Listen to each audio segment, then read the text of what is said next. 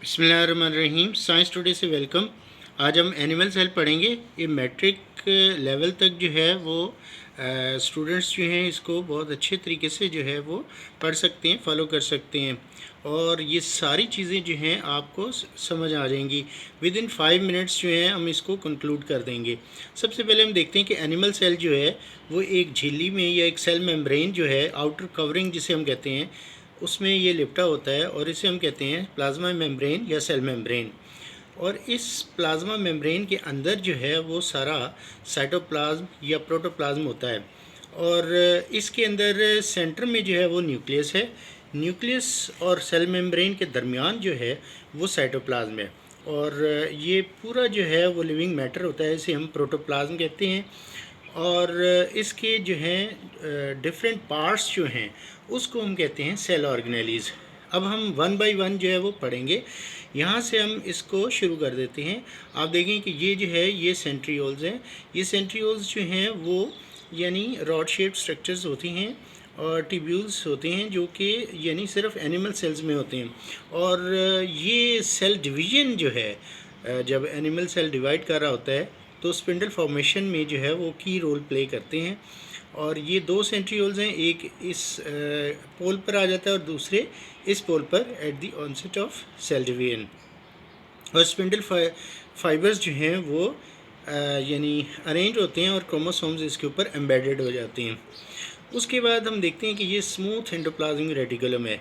Smooth endoplasmic reticulum जो है वो उसका फंक्शन जो है वो ट्रांसपोर्टेशन का है, जो कि यानी cell within the cell जो है कोई मॉलिक्यूल या जो केमिकल है वो ट्रैवल करते हैं from one place to the other.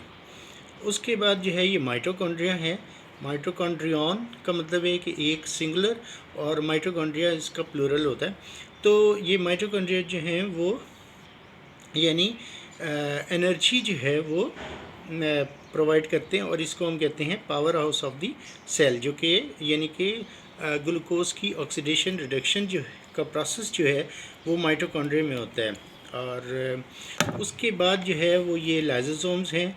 Lysosomes के अंदर अगर हम देखें तो ये यानी गोल्जी वेसिकल्स होते हैं और बर्ड ऑफ होते हैं। ये गोल्जी यानी गोल्जी कॉम्प्लेक्स है। और लाइसोसोम्स जो हैं वो उनके अंदर यानी ये मेम्ब्रेन बाउंडेड ऑर्गेनेली है ये भी। और इसके अंदर जो है अगर हम देखें तो यानी डाइजेस्टिव एंजाइम्स होते हैं जो कि मैक्रो मॉलिक्यूल्स जैसे nucleic acid, proteins, carbohydrates, fats वगैरह को डाइजेस्ट करने के एंजाइम्स होते हैं। उसके बाद आप देखें कि ये जो है यानी रफ़ एंडोप्लाज्मिक रेटिकुलम है। रफ़ एंडोप्लाज्मिक रेटिकुलम इसलिए हम इसको कहते हैं कि इसमें राइबोसोम्स जो हैं ऊपर होते हैं और जो कि प्रोटीन सिंथेसिस करते हैं। तो यानी प्रोटीन सिंथेसिस जो है वो यहाँ पर होती है और फिर वो ट्रैवल करती है with in the endoplasmic reticulum. उसके बाद जो है वो न्यूक्लियर एनवेलप यानी ये न्यूक्लियस है और इसकी भी एक जो है ना वो कवरिंग होती है लाइक द सेल मेम्ब्रेन और इसे हम कहते हैं न्यूक्लियर एनवेलप। फिर न्यूक्लियस है, इसके अंदर न्यूक्लियस है सारा और इसके अंदर न्यूक्लियोलस है। न्यूक्लियोलस का फंक्शन जो है वो यानी आरएनएस को प्रोड्यूस करना होता है और ये यहाँ पर ये सारे क्रोमोसोम्स होते हैं। क्रोमोसोम्स जो हैं वो डीएनए और हिस्टोन प्रोटीन से बने होते हैं और यानी एक स्पीशीज़ के अंदर यानी डेफिनेट नंबर ऑफ क्रोमोसोम्स होते हैं। फॉर एग्जांपल जैसे ह्यूमन बीइंग में 46 क्रोमोसोम्स हैं। उसके बाद जो है ये माइक्रोविलाई हैं। दीज आर द यानी आउटग्रोथ और यानी extensions of the cell membrane.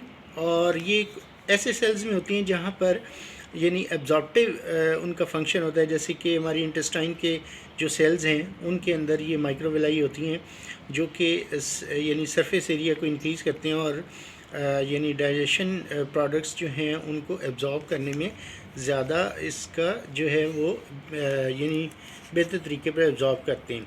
ये गोल्जी कॉम्प्लेक्स है और गोल्जी कॉम्प्लेक्स जो है वो उसका फंक्शन जो है सिक्रेटरी होता है और इसमें जो है वो डिफरेंट एंजाइम्स और जो हैं वो बनते हैं और फिर वो बर्ड ऑफ होकर गोल्जी वेसिकल्स की शक्ल में फिर वो बन जाते हैं लाइजोसोम्स। और लाइजोसोम्स जो हैं वो उसको हम कहते हैं प्राइमरी लाइजोसोम्स। और जब वो उसके अंदर यानी हाइड्रोलाइटिक एंजाइम्स जो हैं वो एक्टिव हो जाएंगे तो फिर जब वो यानी डाइजेशन के करीब होगा तो फिर उसे हम जो है वो सेकेंडरी लाइजोसोम्स कहते हैं। और इसके अलावा जो है अगर आप देखें तो सेल जो है उसकी जो ये कवरिंग है सेल मेम्ब्रेन ये यानी लिपिड बाइलेयर होती है। और यानी दो यानी कि इसके जो हैं वो लिपिड बाइलेयर होती है और यानी इसीलिए हम इसको जो है वो सेल लिपिड बाइलेयर भी कहते हैं, डबल मेम्ब्रेन स्ट्रक्चर्स है। So this is briefly the cell structure and function. So ये बहुत इंपॉर्टेंट है कि because the cell is the basic unit of structure and functional unit of living organisms. Thank you very much.